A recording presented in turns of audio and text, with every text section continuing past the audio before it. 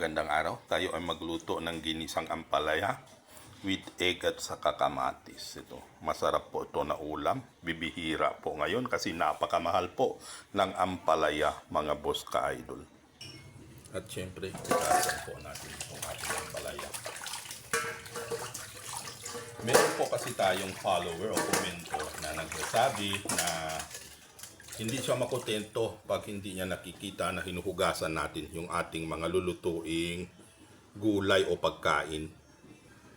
Siyempre, ito rin kamatis na malilinggit. Ayan, hugasan din natin para siguradong malinis. Ayan. Kahit ganitong kalalaking kamatis lang, mga boss ka-idol, ang mahal po, grabe.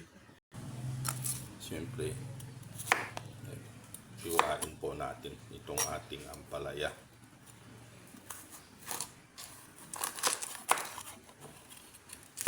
Ayan. Tanggalin din natin yung kanyang buto.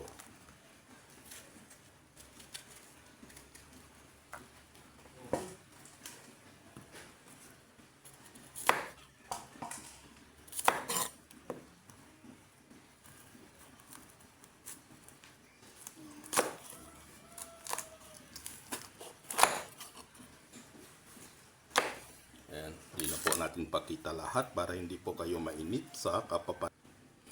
At syempre, ito, ating i-slice na po natin. Ganito lang po ang aking pamamaraan para mabilis po ma-slice itong ating ampalaya. Nasa sa inyo kung paano siya i-slice ng mabilisan o kaya kung anong pamamaraan mo.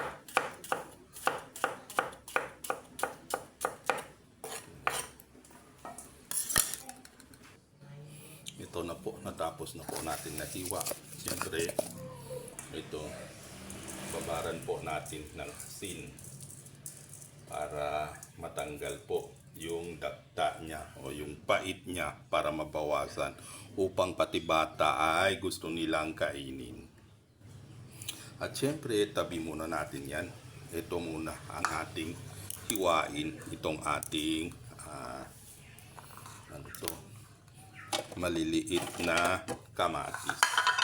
Hiwain po natin para pag tayo ay magsimula ng magluto ay dire-diretso na po.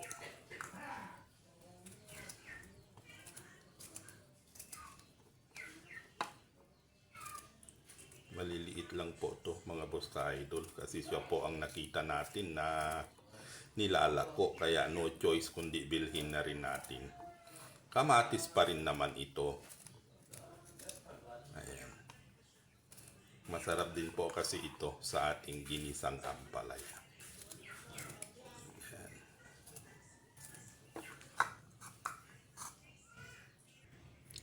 Ay, natapos na natin na hiwa, tabi din natin at ito sunod natin batiin itong ating itlog. Ayan. Yung ating panglalahok na itlog sa ating ampalaya. Ayan.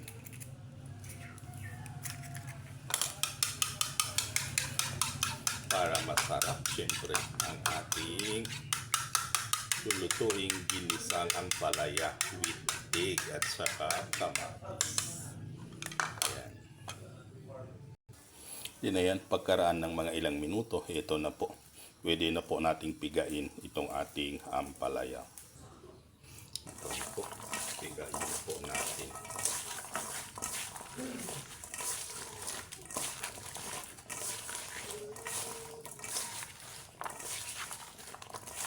Pwede rin po na kahit hindi ko napigain, pero mas gusto ko po na mapiga para mabawasan po yung pait niya.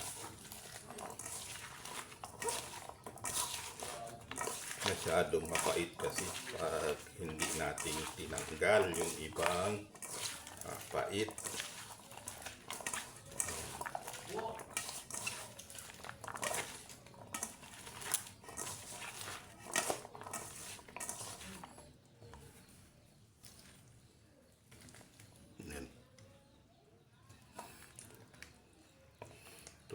kumukulo po yung dagta niya, mga boss ka-idol.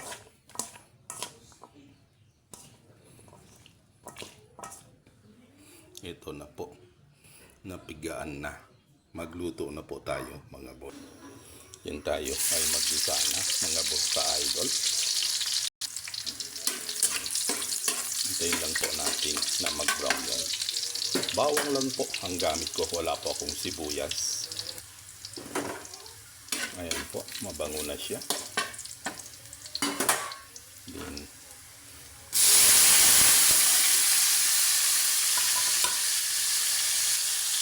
Then, ayan, kumatas na po siya. Then, ilagay na po natin ang ating ampalaya. Siyempre, maglagay po tayo ng paminta. Then, ang ating pampalasa. Ayan. Magic po tayo ngayon. Then, haluin po, mga boss ka-idol.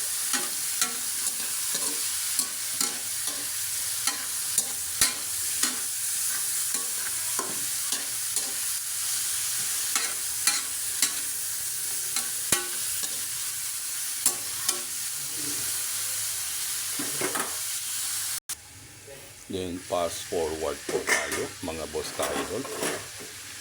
Ayan na po. Medyo luto na po siya. Pag ganyan na po, ay pwede na po nating ilagay yung ating binating itlog kanina. Ayan.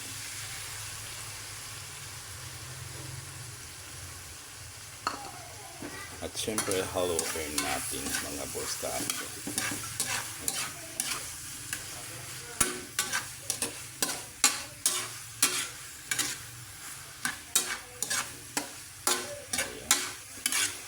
Sarap ng ating inisang ampalaya sa itlog. Ayan ang bango. Shout out sa mga mahilig kumain ng ganitong pagkain. Ayan, luto na po siya, mga boss ka-idol. Hindi po tayo naglagay na ng asin dito kasi nung nibabad natin siya sa asin at pinigaan natin, may naiwang alat pa rin dun, mga